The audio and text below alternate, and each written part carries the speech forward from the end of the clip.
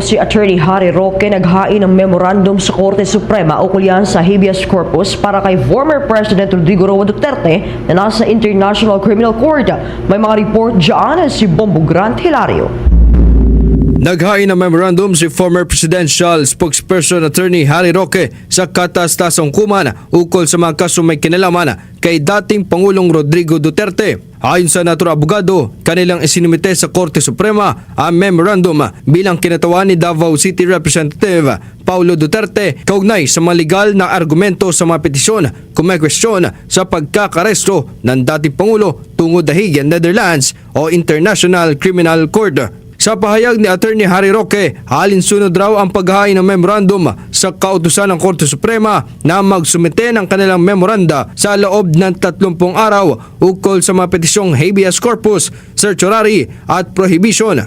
Naniniwalaan niya silang kahit ano pa man ang mangyari o gawing hakbang ng International Tribunal hinggil sa kaso ni Duterte ay dapat pa rin matuldukan ng Korte Suprema ang patungkol sa isyu ng umunoy iligal na pagkakaresto. Meron po tayong hinain ngayon na memorandum na 30 days ang binigay ng Korte Suprema para isumite doon sa kaso na sinampa namin for certiorari at saka habeas corpus dahil nga doon sa pangidnap kay Tatay Digong.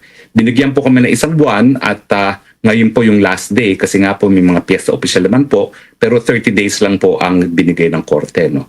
Papasalamat naman po ako sa lahat ng aking mga kasamahan dahil lahat kami walang bakasyon at talaga naman pong itinapos itong memorandum on time dahil importante naman po na kahit anong mangyari sa ICC magkaroon ng desisyon ng ating Korte Suprema na ang ginawang pangingidnap kay Tatay Digong ay labag sa ating saligang batas at labag sa ating mga batas. No? Sa naturang memorandum, muling nanindigan si Congressman Paulo Duterte sa pamamagitan ni Attorney Roque na ang pagkakaresto at patuloy na pagkakadetene sa dating Pangulo ay hindi naaayon sa saligang batas o may tuturing bilang unconstitutional.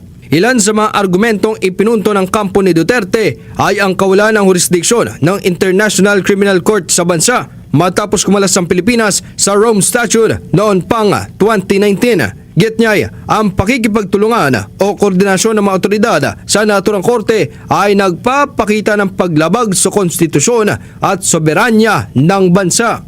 Now, at sinabi rin namin na in other words, dahil hindi na nga po tayo partido dyan sa ICC na yan, lahat ng cooperation na ginawa ng Marcos administration ay labag sa ating saligang batas dahil ang ating saligang batas ay nagsasabi na tanging mga lokal na hukuman, tanging mga lokal na mga piskal, at tanging mga lokal na mga kapulisan ang po pwede mag-imbestiga, maglitis at magsentensya ng mga kaso na nagaganap dito sa ating bayan.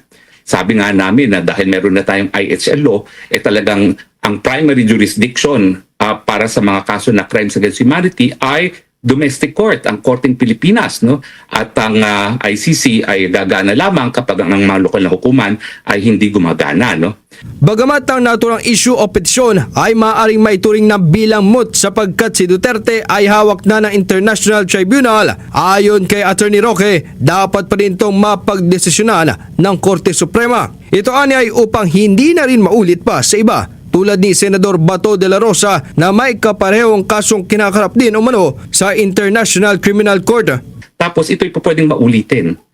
Paano po mauulit yan? Ay pwede mo na maulitin yan. Sa kaso ni Bato de la Rosa, kikidnapin nila, papadala nila sa dahig kaagad, no? Bago makadalawang hukuman. Yun yung ibig sabihin na capable of repetition and yet evasive of judicial review. The fact na po pwedeng mangyari muli kay Bato de la Rosa yung ginawa ng kinidnap at dinala sa ICC at kung mootness lamang ang magiging dahilan ng Korte Suprema para mag-issue ng desisyon, talagang paulit-ulit na mangyayari yan at hindi makakakuha ng katalungan ang mga kababayan natin. No? Dahil rito'y umaasa ang kanilang kampo na diringgin ng katas-tasong kumana ang petisyon sa kabila ng walang kasiguraduhan kung maglalabas man ito ng desisyon ukol sa mga merito ng kaso o petisyon.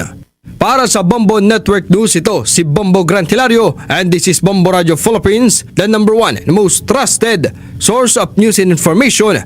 Basta Radio Bombo! For the most trusted source of news and information, visit our website at www.bomboradio.com. Follow us on Bombo Radio mobile app, Facebook, YouTube, TikTok, and X, formerly Twitter.